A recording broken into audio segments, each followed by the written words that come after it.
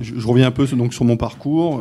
J'ai commencé à faire le BAFA, enfin faire l'animation sans le BAFA. Après, j'ai fait une formation BAFA. Après, j'ai fait des formations. J'ai fait une formation BAFD. J'ai fait aussi de l'encadrement au niveau nature. Donc, j'ai été formateur au niveau régional, au niveau nature, et formateur aussi de BAFD. Et à un moment donné, je me suis réorienté sur après ma première formation qui était paysagiste. J'avais même monté mon entreprise. Et j'étais rattrapé par l'animation. C'était mon métier. Et j'ai repris donc une formation pour faire le DEFA. Alors, quelqu'un traduira après ce que c'est comme formation aujourd'hui, parce qu'il y a quelque temps. Et donc, je suis employé depuis un certain nombre d'années par la Caisse d'allocation familiale.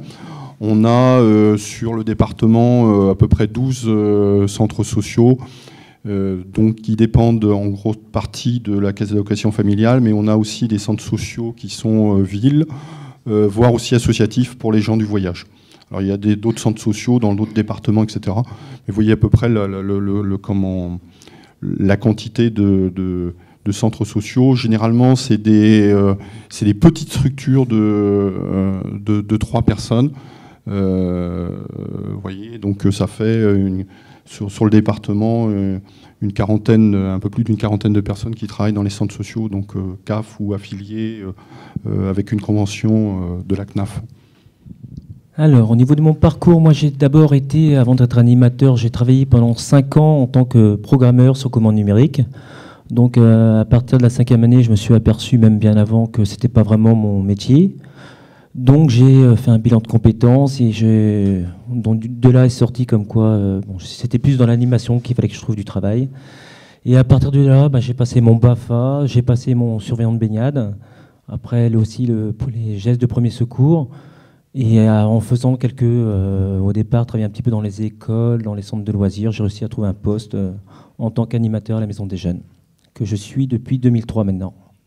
Alors, j'ai commencé par un BAFA. En fait, moi, j'ai toujours été en colonie de vacances, déjà, quand j'étais petite. Donc ça aide aussi à connaître un petit peu la vie en collectivité.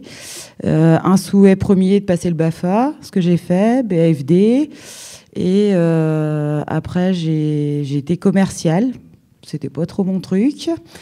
Et par chance, j'ai trouvé je dis par chance parce que pour mon cas, ça a été une chance. J'ai trouvé un poste en tant qu'emploi jeune dans un foyer logement à l'époque. Et donc, je faisais une moitié animation, moitié secrétariat. Et au bout des 5 ans, ils ont pérennisé mon emploi. Et ils m'ont donc, je suis partie en formation BEATEP, donc qui correspond au BPJEPS aujourd'hui. Et depuis, mon emploi est à 100% en animation dans la maison de retraite. Donc EHPAD, c'est une collectivité territoriale, donc gérée par la mairie, par le CCAS du moins. Et voilà, donc ça fait 12 ans que je travaille là-bas. On est dans un lieu de vie, voilà.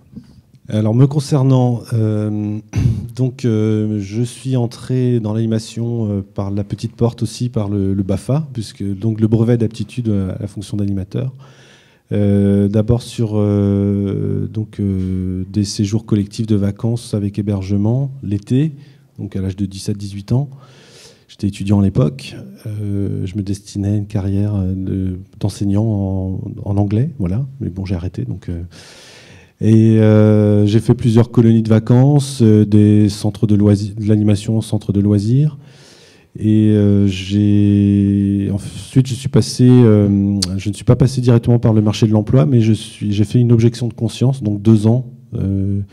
J'étais objecteur de conscience à la Fédération départementale des MJC, des Maisons des Jeunes et de la Culture. Et j'étais donc en poste sur 2 ans à la Maison des Jeunes et de la Culture à Bégard.